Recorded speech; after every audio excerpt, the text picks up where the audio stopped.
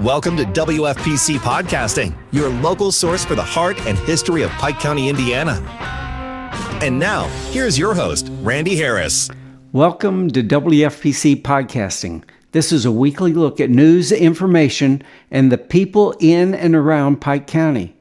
Most people know anything about me, know that I appreciate history, family history, Pike County history, Petersburg history. My dad was a history teacher. I married a history teacher. When somebody asks me a history question above my pay grade, it's a call to Sandy McBeth. She is the quintessential Pike County historian. Sandy, welcome. A couple of weeks ago when we were talking on the phone, I asked, you and I obviously share a love of history. What got you started? What got you started in loving history?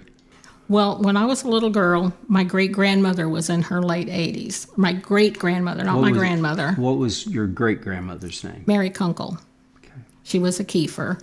Her parents were children of immigrants. Her family came to German. The Kiefers came to the United States in 1852, landed in New Orleans and came up through to Princeton. And then they went on to Mount Carmel when her dad got a little older, and she was born in Mount Carmel, and then they moved to Petersburg, but her grandparents lived in Princeton. So, and then her husband that she married was the Kunkel, and his family got to St. Anthony in 1848. And they came from Cincinnati by way of New York from Germany. So, but my great-grandmother, she was in her late 80s, and, because of old age, she was getting senile and everything. My grandmother worked. She was raising me. Your grandmother? My grandmother was raising me. Hilda Ballo, yeah.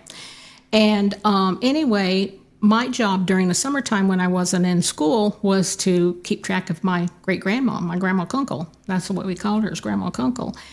And so, and she visited everybody on the south side of Petersburg. She grew up, she lived there from the time she was a teenager when they moved to Petersburg, basically until she died. But anyway, so she knew everybody and her neighborhood was from Main Street to the ballpark and from 9th Street all the way to the sawmill. And this was her neighborhood. This is where she knew everybody, just about everybody in every house. And so she would go visiting every day.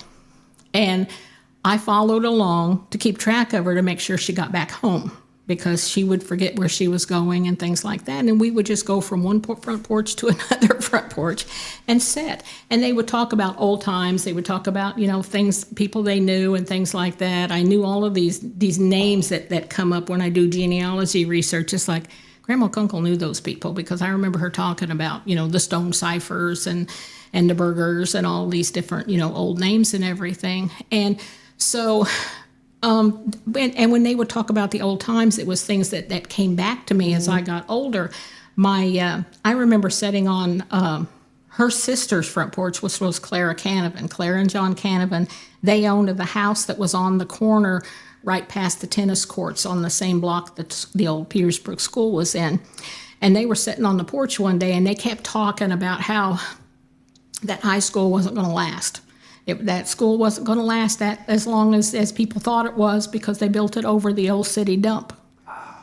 And sure enough, when I was in high school, we were in the classroom in high school when that whole big hunk fell in the school and down through the stairway and everything.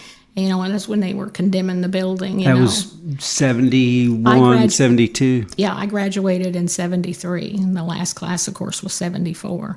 But I was in high school when that fell. Matter of fact, I think I was in junior high when they tore the first section down, the one where the tennis courts are now. And that was built in 1912?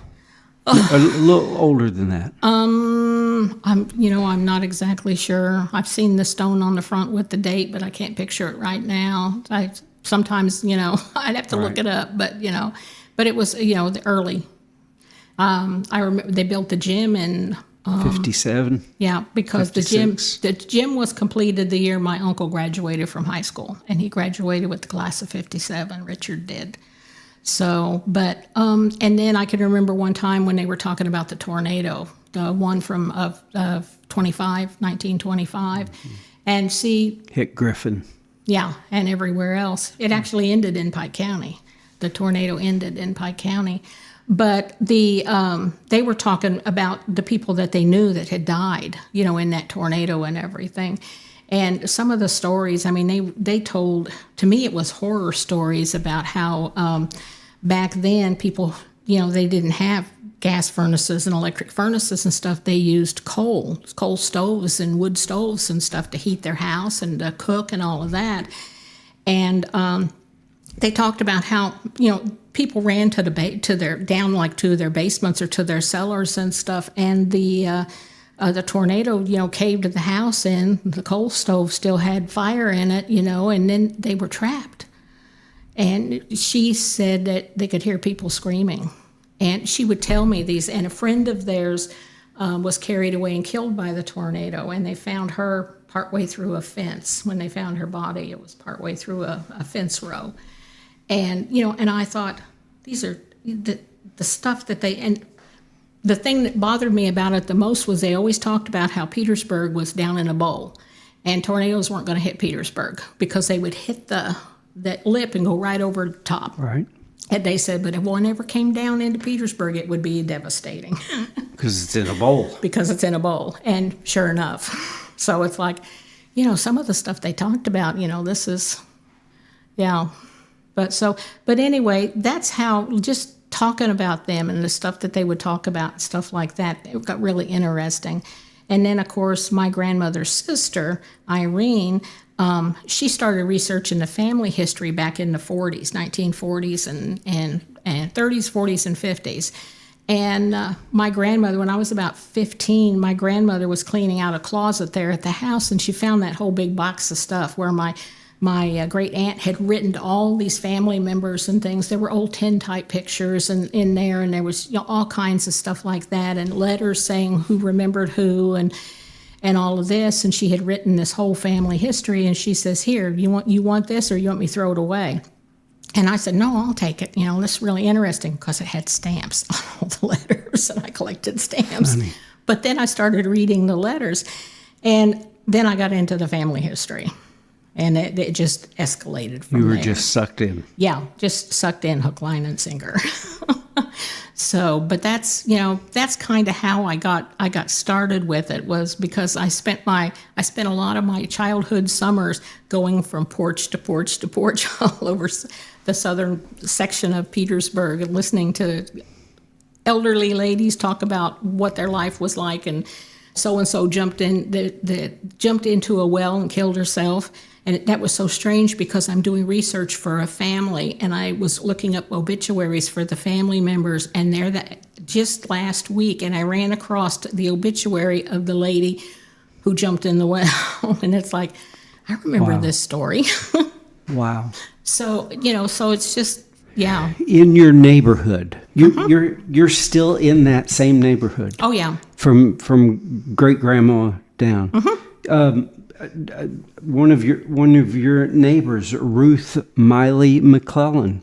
Oh my, she helped give you a legacy to start with too, didn't she? She had a lot of history. She had a lot of history, yes. And she lived a couple of blocks. I really didn't know her personally. Oh. She had moved there in later years. She was one of my early friends. Yeah. Yeah, she was more of a transplant to the neighborhood. She wasn't an original, member of the neighborhood, like Helen Burger, the Burger House, right, where your car wash is now. Right. I used to sit in that kitchen a lot, and she made the best cookies. And the house right behind it was where Sari Vondelier lived. And she had apple trees in her backyard. And when she got done putting up all the apples she wanted, then everybody in the neighborhood got to come in and get apples. And I can remember going over there and getting apples, so my grandmother would make apple pie filling and can it. And just, the neighborhood, just the different people who lived in that area. Wow. Yeah. Historical Society, do you need help? Do you need new people to get involved? Always. If somebody's out there watching this, what do they do? Come visit the History Center. Just come in. We are right now. We are open every Friday from 9 to 1, and every Saturday from 9 to 1, and that's because it's total volunteer. We have volunteers who take care of it. I am there almost every single Saturday unless I have a Girl Scout event or something going on that I go to. I am there almost every single Saturday. We have people that come in. Janine Houchins and Lisa Sims are there almost every Friday. Wonderful. And then Annetta Nelson is there on Saturdays. And I tell you, if anybody's looking for information on Clay Township, Saturday's the best time to come because that's where she grew up. And she knows everybody and everything down there. She's wonderful. Talking about Clay Township, Melba Phillips. We have a lot of people from Pike County that have contributed to this country in ways we don't even understand. Yeah, a lot of people have no idea. When you say her name, a lot of people don't even know who you're talking about. Give us a quick summary of Melba Newell Phillips. She graduated from college when she was still a teenager. Wow. She went to high school, graduated from high school at a young age, and she went to Oakland City College and graduated from college at a very young age, and she was a mathematician. She just went on from there. Hooked up with a guy named Oppenheimer. Yes. Yes. But helped him figure out those formulas. Yeah. And there are all kinds. If I could remember there's so many names. If I could just remember some of the names. We had a guy from Winslow who he was an artist. He did the comic books for Marvel and things like that. What was his name? I'm trying to remember his name. Black Hawk was one of his comics. Wow, that was DC. Yeah, he did that one, and he did some of the others. We have a little display about him in one of his comics down at the History Center. When people come in, there's little displays everywhere that talk about all of these different things and the different people. That some of them that came from Pike County. We had a baseball player. He came from the Winslow area too. I was trying to think of his name. Names elude me a lot. But he was deaf and mute. His parents sent him to the school in Indianapolis. He started playing baseball up there. He played on a minor league. He ended up playing on a minor league team in St. Louis, and it was the team that later became the St. Louis Cardinals. And he came from Winslow. And and a lot of these are just little known people that but they, yeah. Everything, and I'll take blame, credit, whatever you want to call it. But Gil Hodges is who you think of when. But we've had a lot of great sports people. There was a fellow, Joe Wyatt, was from Petersburg, and he made the Cleveland Indians. And we've John Foster, Secretary of State under Benjamin Harrison. If you look him up, they'll give Evansville credit, but he was born and owned property here. Yes, in Pike County. His grandson was John Foster Dulles, Washington International Airport. Yes. And his brother was over the CIA. They were instrumental in getting the Shah of Iran in power. Well, before the Foster family moved to Evansville, they had a store here in Petersburg. They ran a store. Foster, and it was in partnership with somebody. We actually have a ledger book from his store at the History Center that you can look at that came out of the Foster store here in Petersburg. Got the names of people who came in and bought things and who had things on credit and stuff like that from the 1840s, I believe, 1844 maybe. Fabulous. So you would be surprised at what kind of history we actually, we collect. We try to preserve the history of the whole county. It's not just Petersburg; it's the entire county. We research. The old newspapers are such a fantastic place to. I mean, you just sit down and start reading the old newspapers, and you can get lost in them. I know I do. I get lost in them all the time. I've actually read the newspaper from 1874 to 1890 already. And I'm just, slowly working my way through the paper. And as I find all these tidbits of information, we collect them. And we put them in books. We make binders down at the History Center. And I brought a binder with me to kind of show you. But this one is on Patoka Township. And it's just historical information about Patoka Township. And every time we find anything about Patoka Township, be it old postmarks, old newspaper articles about, the different businesses and things like that, we put them in binders. So we have binders about all kinds of stuff. As soon as we have enough together in a file folder, it becomes a book on our shelf. And I have people that come in and say, "Oh, do you remember when did Hornady Park? How long?" And it's like, well, here's the book on Hornady Park, and this has got the will when he left the land to the city, and all of this information. Here's some earlier pictures. Here's some stories about how they used the house to hold big county events in and things like that until it burnt down, and that sort of thing. And when I was mayor, I would read that will and make sure we were still in check. Yeah. Don't charge to get in the park. Yeah. And then Warner Lake, everybody, they used to go a little before my time. Yeah, they used to go and swim at Warner Lake. My mother remembered going and swimming there. So we, when we started running across information on it, found some old pictures that people had taken there. You would be surprised at the things we find. And that's what I tell people. They get an old box of pictures and they're like, "I don't know anybody in these pictures. I'm just going to take them out and burn them, or I'm throwing them away." Oh, please don't do that.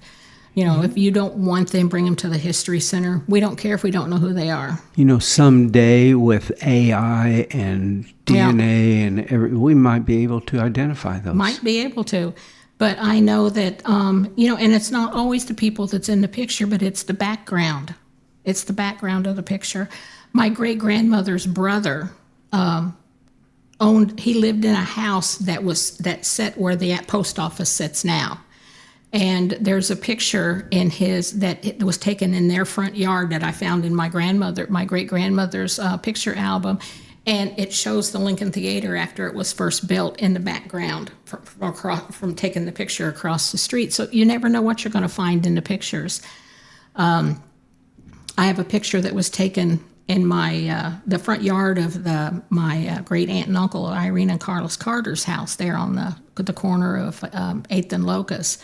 And it shows the house across the street, and you can see the Burger House in the background. And so you just never know what you're going to see in these pictures, that in the background even, where you can see buildings and things like that. The next generation, are you carrying the torch? Yes. Are kids volunteering and getting involved? Some kids are. Some of them don't. We have children. We have kids who stop in, teenagers even, who stop in up at the History Center sometimes. Sometimes it's because, "Can I use your restroom?" Mm-hmm. Or they come in, "Can I just look around for a little while because it's like almost 100 degrees outside and we're air conditioned. Come on in, And then they get to looking around, and it's like, "Wow, you have a gas mask in here. That is so neat, And it's like, "Yeah, there's a gas mask here." We with our military, so...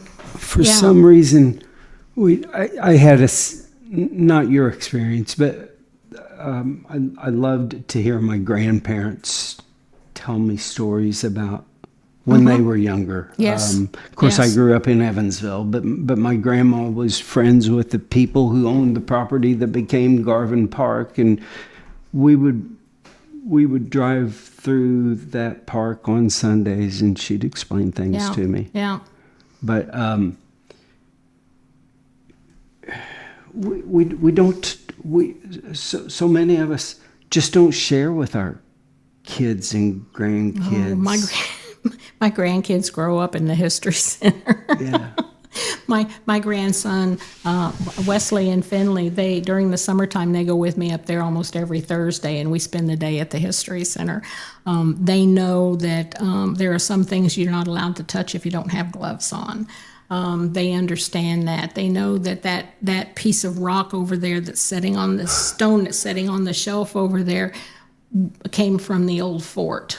And, so little things like that. And sometimes they will try to give tours. They'll go and they'll say, do you know? And then they'll start telling people about it because they've heard me talk about it when I'm up there and everything. So, and I try to tell them their family histories. I try to give them all these bits and pieces and things like that as I find them.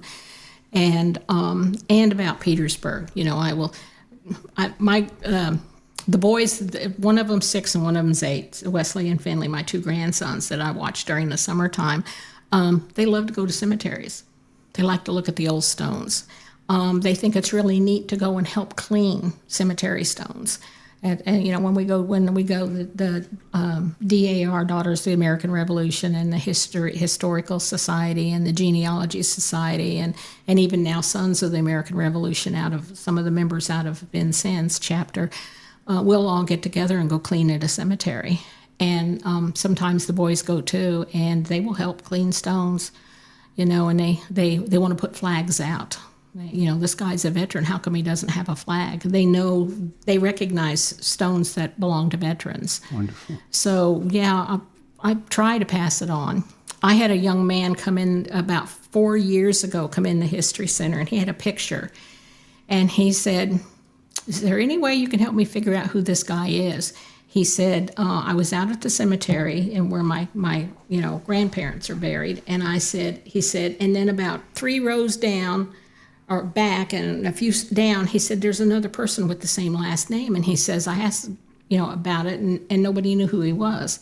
And he said, can you help me figure it out? And I said, sure. So he showed me the picture, and of course I got on the computer and I looked it up because I can get the death certificate off of Ancestry, and looked it up and explained to him who it was, and who his, parents were and everything. And he goes, whoa, wait a minute here. And come to find out, it was a great-great-great-grandfather or something like that.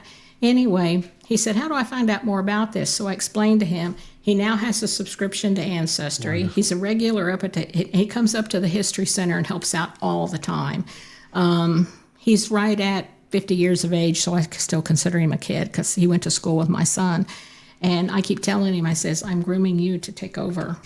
Great. You are going to be the next one. So I'm grooming you to take over, But he comes up and he helps build displays. He helps research. He loves the tools and implements and farm machinery and stuff like that. So he helps us research things that come in. Wonderful. What is his name? Oh, Sean Booth. Oh, Sean's great. Yeah, Sean Booth. Yeah. And he's great. Just, And my own daughters, they didn't care for the longest time. But they've gotten older now, and things are, more in perspective. And now they come and they help out at the History Center. And so, I'm sure you're always finding something new. Yes. What is something, Pike County was pretty influential in helping move escaped slaves north. We had a lot of that. We had both sides here. We had both sides here. The old Kinman Hotel. Now, that was another story. They were the ones who would capture. Oh, really? They would capture. Where was the Kinman Hotel? We think that it was probably in the area where the Presbyterian Church was. Oh my! So, from what we can figure. I've never heard that story. Yeah, and anyway, they would capture free blacks. And then they worked with a sheriff down in Kentucky, and they would let him know description and everything. He would show up with a bill saying this is and they would take them back down south and sell them into slavery. Now, that happened right here in Petersburg. Oh, my. Yes.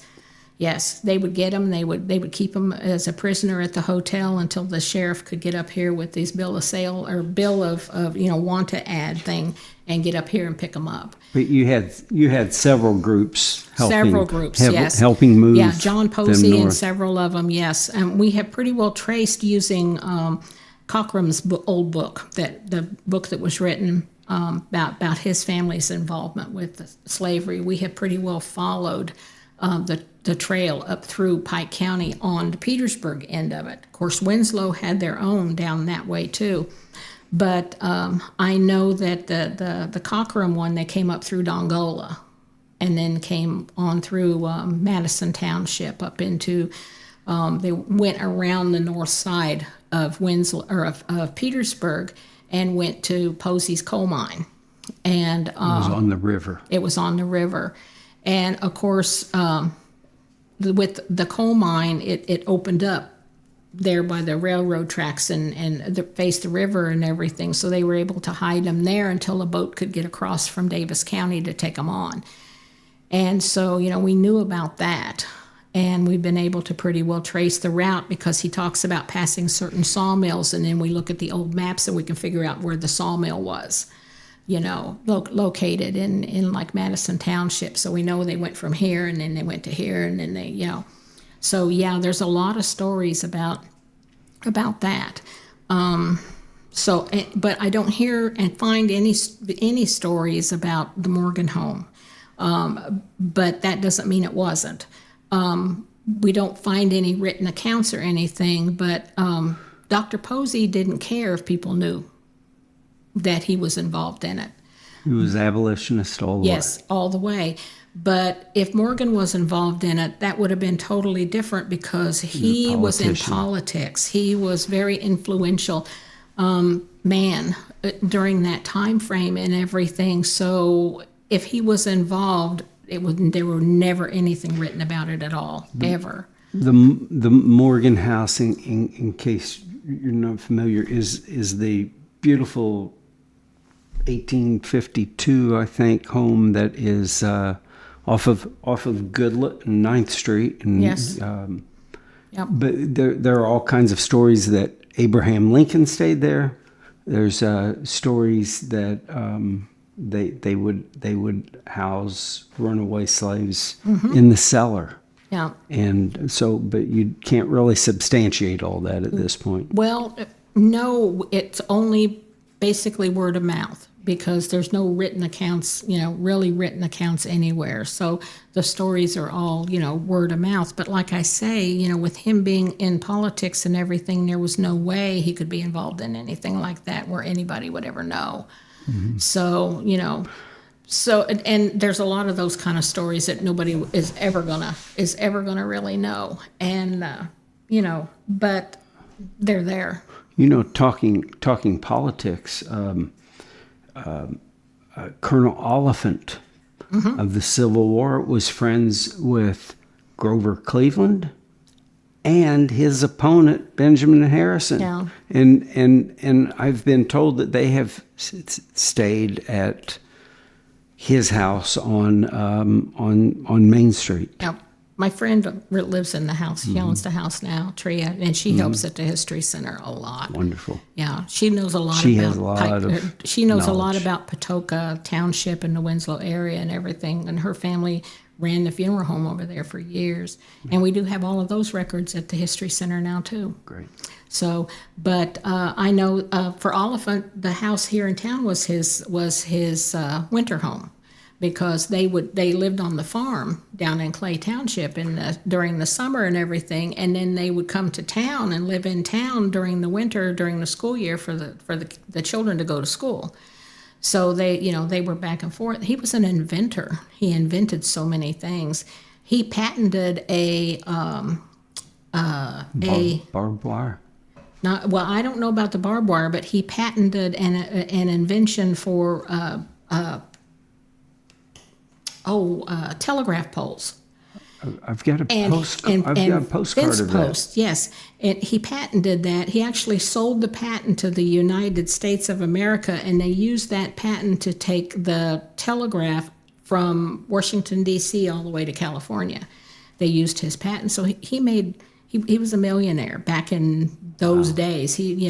And he also went to he went out with the gold rush to California and everything, and made a lot of money there too. Right here from Pike County. Right here from Pike County, yes. There were several that went to the gold rush and made a lot of money. There's several different accounts. The Laurie family did the same thing, and that was my great-grandmother's cousin. So you brought some props, and I'm not sure how Dylan's going to incorporate these, but yeah, show. Well, like the books, I was telling you, the 3-ring binders, we have them on just about everything you can think of up there at the History Center. People come in and they'll say, do you know anything about, this? And I'll say, yeah, hold on just a minute. We'll go down and pull the 3-ring binder. This is everything we found so far. Wow. So we have lots of those on every township, most of the towns, a lot of businesses. We have books that have pictures of old homes in Pike County and things like that. And then I brought this old picture here. It's one of the oldest pictures of Petersburg. And this was when it was mud streets and everything. I don't know how you want to show that. They would hose that street down every now and then to keep the dust down. Yes, to keep the dust down.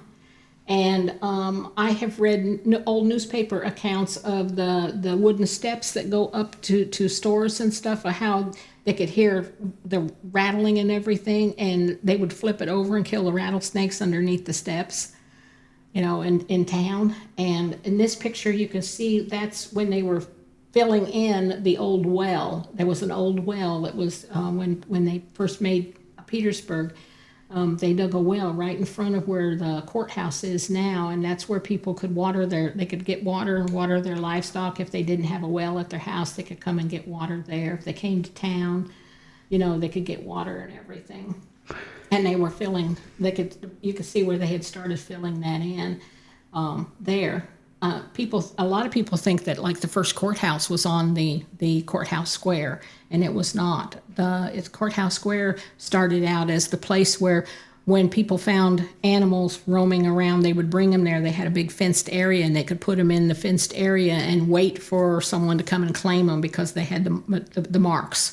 They had to register their marks and everything. And the first courthouse was located where the Methodist Church is now. That's where the original courthouse was. And they built the second courthouse, I think, was built on the one corner of the square. And then, of course, the third and the last. Right. Yeah. Well, they were all condemned. They actually didn't burn. They were condemned. There was never a big fire in a courthouse in Petersburg, the Pike County Courthouse. I know people tell stories about it. I've heard that story. It's not true. What happened is that somebody was embezzling money in one of the offices. I've heard that story. And he was trying to cover it up, and he threw a whole bunch of records in a trash can and set it on fire. But you could still go in the courthouse and see the original records from the 1817. They still have, the courthouse never burnt. It was a small fire that was contained in one office. So, no. I'm glad you cleared that up. Yes, I have to clear that up all the time. So what year do you think this photo is? That photo was probably taken in the very early 1880s, right after. In 1883, this entire block over here burnt down. That's the block, the 800 block is that from Friends to the Mahonies? Yes. Okay. You could see right here where the old Adams building is, right there. Right. And of course, this is Friends on the corner, and then coming up, and the courthouse is across the street. So this was I would probably say 1884, 1885 is when this picture was taken, because the brick buildings had been built by then, because they all built brick after that. The buildings were all framed before that year when it burned. And we do have a few pictures of a few of the buildings that were framed that were on this block up at the History Center, but I couldn't bring everything with me. Right. You got to come there to look at those. Great. I brought a few. Sometimes we're intimidated or our inhibitions kick in and we just don't want to try something new. But Yes. let those inhibitions down. Go visit the History Center Friday and Saturday. When people come in, they say, I had no idea you had all of this here. But, we collect the history of the county, and we collect the history of the families in the county at the same time. We have lots and lots of family histories. This is a neat picture. This is what Thrift Day used to look like when all the stores had their big sales. This is probably in the 1940s. I think that's Annie Nicholson and Norma Willis. So, but this is a picture of what this is how people would come to town early in the day and park their car and then go back home, because when the sales started and everything, you couldn't find a parking place on Main Street to put all your purchases in. So what they would do is they would park their cars on Main Street, and then they would go and they would shop, and then they'd put things in their car so they could take it home later. I had this picture hanging in the cafe, and that was Norma Willis. I'll be darned. Norma Davis. Greg Willis's mom. Okay. And Annie, that's Phyllis Hearing's mom. Yeah. Now, this is a picture when they put the memorial up. They were putting the memorial up at the courthouse. And this is a picture of the train wreck in Winslow on Armistice Day. Okay, tell us that story. Well, I don't know. Tria knows more about that than I do, but we have several pictures, and I just brought one with me. This was the big train wreck that was over at Winslow, and I've heard about it. I don't know any history. I don't know about anybody that was killed or anything like that. I don't know a whole lot about the train wreck itself. We do have a couple of newspaper accounts that we have found, and we have put them. They may even be in this book here, but. That's it. There's, like I say, there's several different pictures of that accident. This is a picture of an ice storm that happened. Beautiful. I think in 1937. Yeah, 30-something. About the time of the flood. This is a neat picture. You can see the old hardware store there on Main Street, and this was after. So that's Handy Hardware. Mm-hmm. There's John K. Chapel building. Yes. This was after World War II, when rationing stopped and people could get ammunition again. And there's the Libs building. Right. This is the Winslow train station. Mm-hmm. Where was the train station in Winslow? It was down the railroad tracks a little ways from.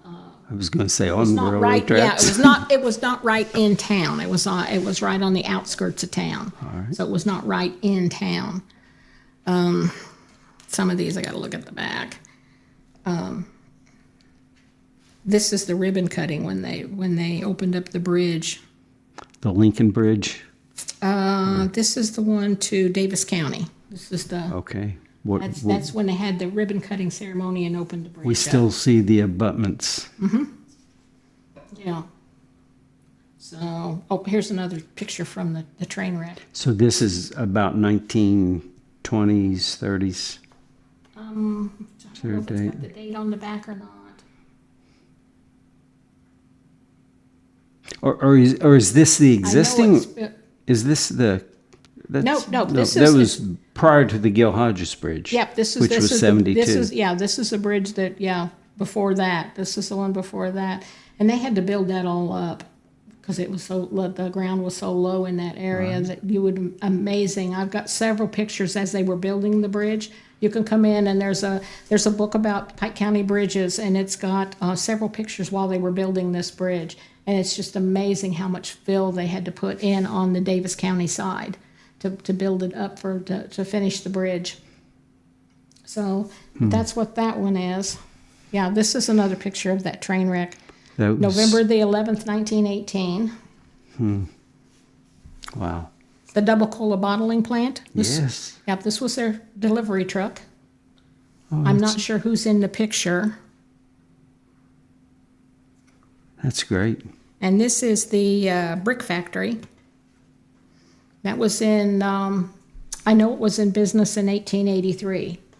the brick factory was. Where did this exist? Down behind where Casey's is now. Boy, there was, I remember, I wish I would have recorded him, but I sat in a truck with Delbert Menace, and he explained to me what all had been in each of those. He just walked through that property. Oh. And it was just fascinating. I got one more picture, and then I'll show you something what we've got. I think Chine Kime worked his ice out of a building back there. This is Parker Brothers Restaurant. This building was right across the street from the courthouse also. Oliver's grandparents, maybe? Mm-hmm. Yes. This here, this is neat. This one here. So is that China Walk? I am not sure, but I think it is. I would have to look. I might even check the map. This is a Sanborn fire insurance map. Have you seen many of these? This map.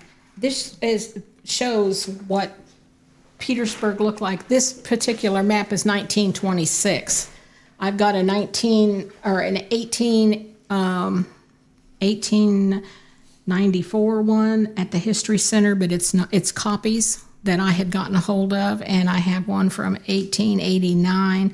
This one shows all of the buildings in Petersburg in 1926, and it tells what a lot of them were. Oh, that's fabulous. Like this is 5th Street, and here's 6th Street, and here's Main Street. Right here between 5th and 6th going up Main. Sandy, I'm going to hold this up. Turn it around. You might want to, it's kind of upside down, but if you want to look which way we're going. Right, show us Main Street again. Okay, here's Main Street. All right. Here, 5th Street, and you're going up. Like going up 5th Street, there was a bakery over here. Here's where there was a garage over here.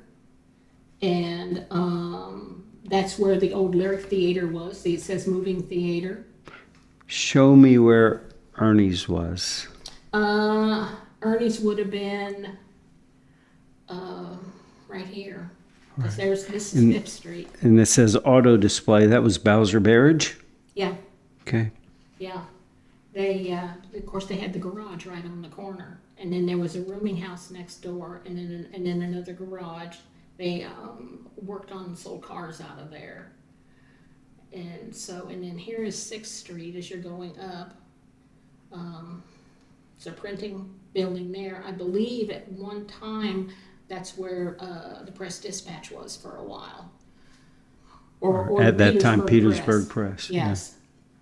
Yeah. Okay, and as you're going up, you can find all of these different businesses and everything. Isn't that there's the fabulous? Catholic Church and the Methodist Church. And of course, there's the courthouse. You can see where it is. And see, here's the post office. There's the post office. And that's where the part of the Methodist Church is now. I was going to say church and yeah, because the church goes all the way across there. Right. But that's where the post office was in 1926. Oh, Sandy, that's but fabulous. Then it also shows things like here in your, let's go to another area. That's getting down in the. It will show you whether the house, if the what the houses are made out of even.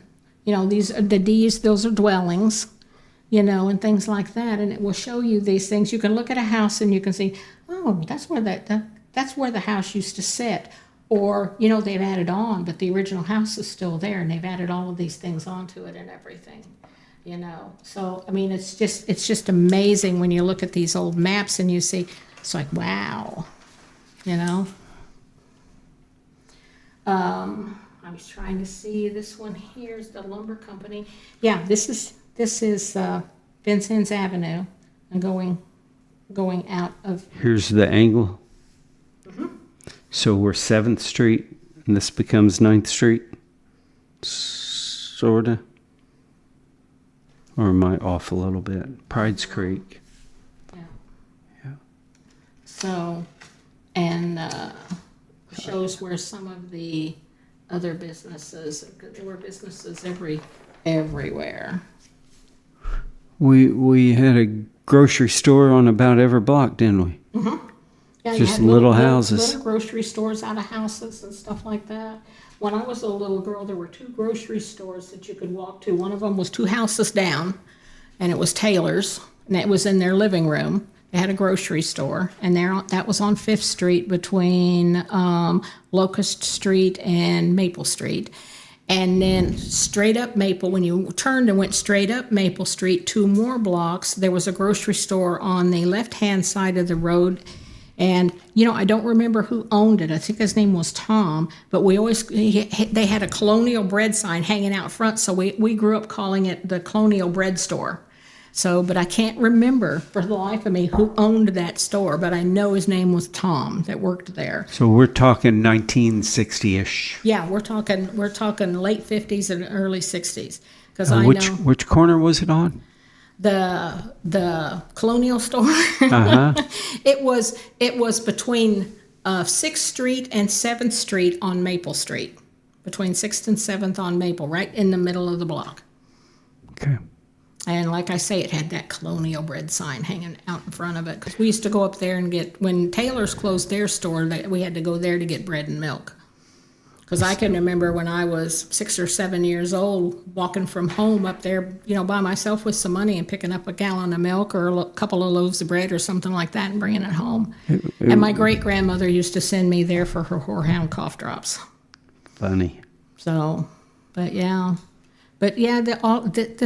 This kind of stuff, it's up there, and it's amazing to go through it, and we just get lost in it. We get lost in, I can be up there working, sorting through pictures. Somebody brought in a whole box of pictures, and we're going through the pictures and sorting them, because what we do with the pictures is we make a photocopy of each picture.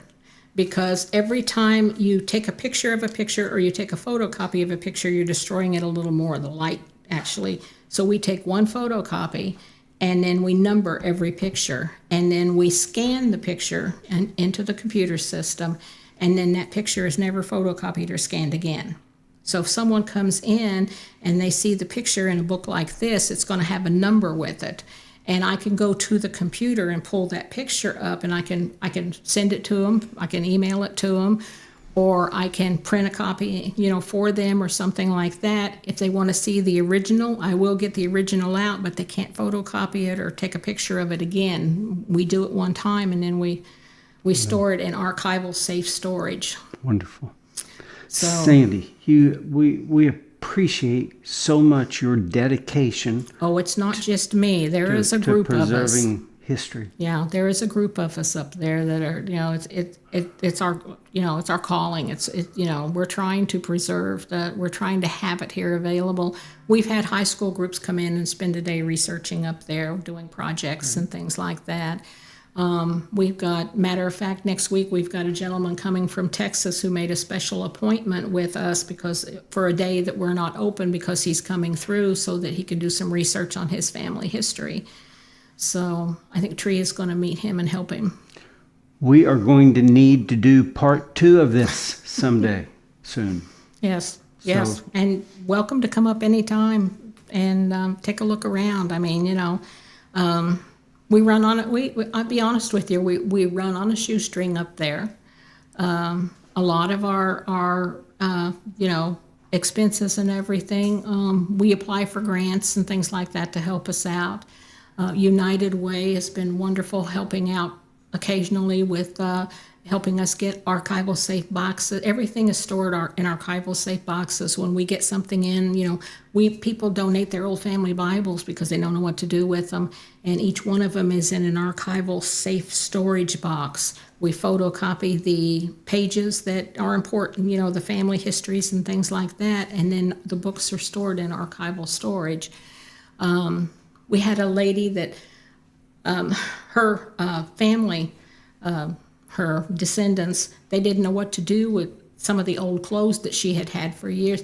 She had mourning clothes, the black that they wore for funerals and stuff from the 1800s. Wow. And they shipped them to us from California. Wow. And so we have those. It's a fantastic addition when we get out and we do our funeral home display. every month we try to put something else in our center display area. We just now taking down the wedding displays. We've got some old, beautiful wedding dresses and things, and we're just now taking that down. I have to look at the list and see what the next display is going to be. I'm not quite sure. But we've done school displays. We do a great military display the month of November. Quilts. We have a quilt display every year in October. And people can bring their quilts in. We have a show and tell day where people bring their quilts in, and everybody gets to look at everybody else's old quilts and hear the stories that go along with them and everything. And we've like I say, the funeral display. We've got things there from some of the old funeral homes in the county and things. You know, people used to take pictures of their family members in the caskets and things like that and have them, and so there's a lot of things like that up there too. So Fridays and Saturdays from 9 to 1. Come visit. Yes, and then for people who can't make it those days, like if there's a group. I had a whole family. They were having a family reunion, and one of them knew me, and they called me on the phone, and I met with them on a Sunday afternoon, and the whole family reunion came up. Wow.